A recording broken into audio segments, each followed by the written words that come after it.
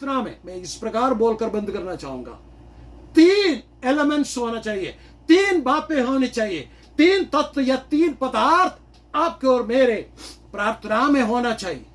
परमेश्वर ने हमें प्रार्थना करने के लिए बुलाया। मैंने आपको कई बार ये बात बोलकर आपको बोलते हुए आया, परमेश्वर ने हमें बुलाया, हमें प्रार्थना करने के लिए कहा है। जागते रहो और प्रार्थना करते रहो। परमेश्वर का वचन ये कहते हैं, प्रभु यीशु मसीह ने कहा जागते रहो, प्रार्थना करते रहो ताकि तुम परीक्षा में ना पड़ो।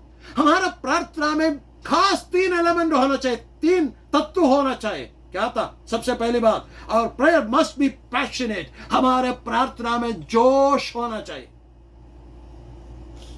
जब हम प्रार्थना करते हैं, अन्य जातियों का समान बकवाद करने वाला नहीं होना चाहिए, लिखा हुआ प्रार्थना पढ़ने वाला नहीं होना चाहिए, लेकिन हृदय से उभर कर आकर, जैसे कि रोमियो का पत्री में लिखा है, हाँ है भर भर कर, जैसे पवित्र आत्मा प्रार्थना करती हमारे लिए, वैसे हमें प्रार्थना करना चाहिए।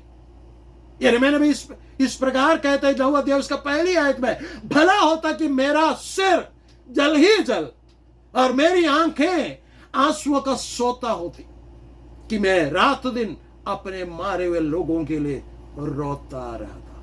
मेरे प्यारो, मेरे पिछले क्लास को सुनने के बाद किसी ने मुझे सवाल किया गया कि सेवकाई हम किस प्रकार करें। हम पास्टर नहीं, हम सुसमाचार प्रचारक नहीं है, हम इतने पढ़े लिखे नहीं है, हम किस प्रकार का सेवा करें। परमेश्वर ने हर किसी के लिए एक सेवा का मौका देते हैं कि वो अपने घुटनों पर आकर, यिर्मयाह नबी ने जिस प्रकार कहा, वैसे नाश होने वाले आत्माओं के लिए दिन रात परमेश्वर के सम्मुख में हाथ फैलाकर, आंसू बहाकर वो प्रार्थना कर सकते हैं। परमेश्वर हम सब से, पास्टर से लेकर छोटे कलीसिया के छोटे बच्चे तक ये अपेक्षा करते हैं कि हम परमेश्वर के सम्मुख में नाश होने वाले आत्माओं के लिए विनती प्रार्थना करे, वो भी आंसू बहाकर, जैसे पौलुस के भाषा में कहे, प्रसव पीड़ा के साथ प्रार्थना करे।